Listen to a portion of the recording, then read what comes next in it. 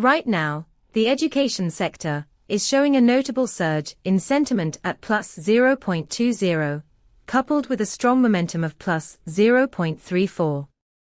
This spike is unusual. Historical data suggests that sentiment typically hovers around neutral levels. So this uptick could signal a shift in public perception or policy changes influencing the space.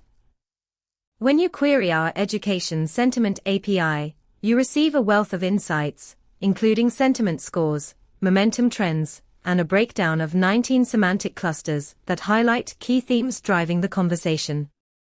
Imagine using this in your application to track how educational reforms affect stakeholder sentiment in real time.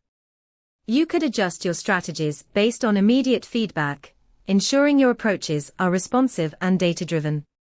Dive deeper into our API at pulsebit.logenterprise.com/docs. Let's leverage this moment in education together.